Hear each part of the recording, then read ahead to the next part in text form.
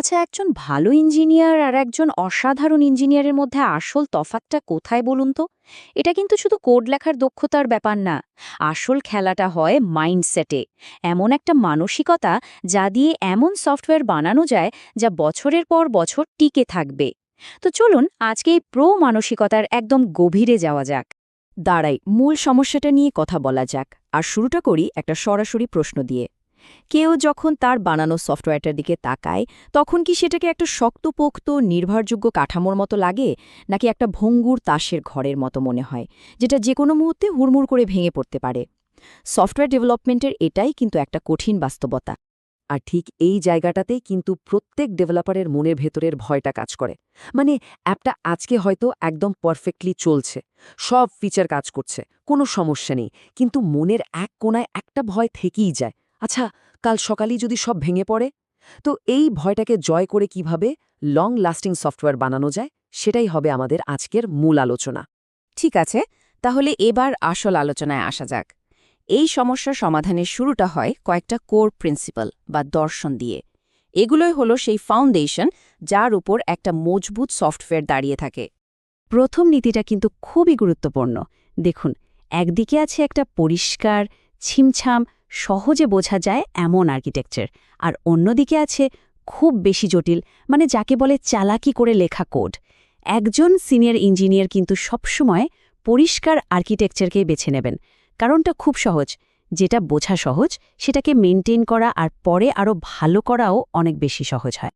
ঠিক একই রকমভাবে কোডের রিডেবিলিটি বা পড়ার যোগ্যতাও কিন্তু সাংঘাতিক জরুরি। কোডটা এমন হওয়া উচিত যেন টিমের অন্য যে কেউ এক ঝলক দেখেই বুঝতে পারে।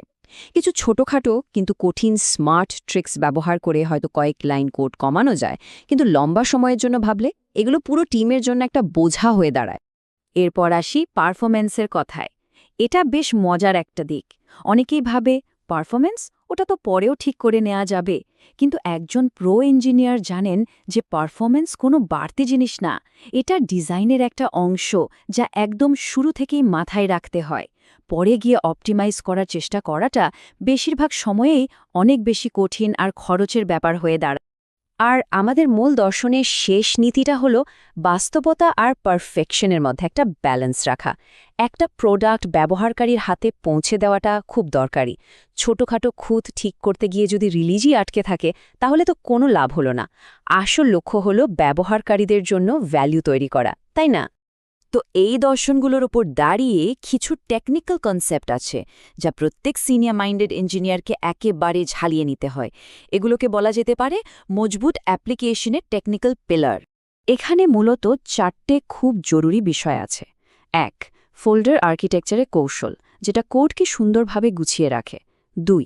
এরর হ্যান্ডলিংয়ের দর্শন, যা হঠাৎ আসা সমস্যা সামলাতে সাহায্য করে। 3.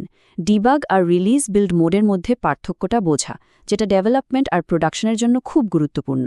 আর সবশেষে অ্যাপ লাইফসাইকেল সম্পর্কে ধারণা থাকা, যা রিসোর্স ম্যানেজমেন্টে দারুণভাবে সাহায্য করে।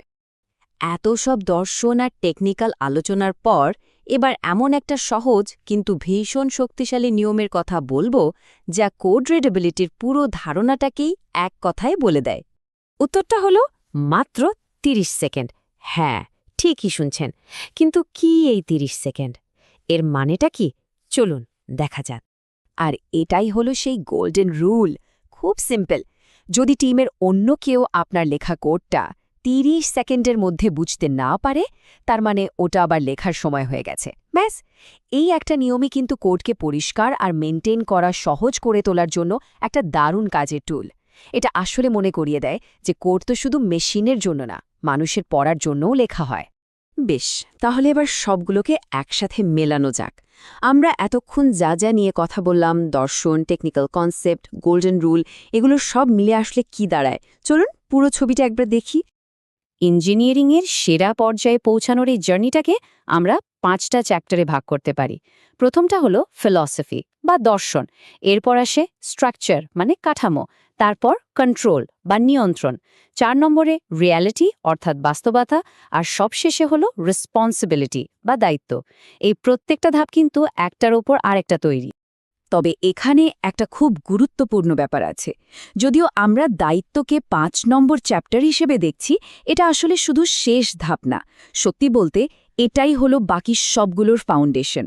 কারণ দায়িত্ববোধটাই যদি না থাকে, তাহলে পরিষ্কার আর্কিটেকচার বা পারফরম্যান্স ডিজাইন কোনো কিছুরই আসল মানে থাকে না।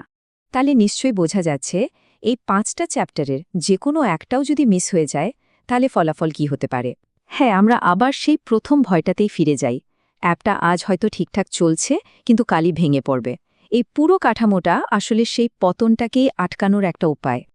তাহলে সবশেষে প্রশ্নটা এটাই দাঁড়ায় যে নিজের কোডকে আগামীকাল ভেঙে পড়ার হাত থেকে বাঁচানোর জন্য আজ ঠিক কোন একটা পরিবর্তন আনা যেতে পারে। এই যে দর্শন, নিয়ম আর কাঠামোর কথা আমরা জানলাম, তার ওপর ভিত্তি করে সেই একটা পদক্ষেপ কি হতে পারে, এটা কিন্তু ভেবে দেখার মতো একটা বিষয়।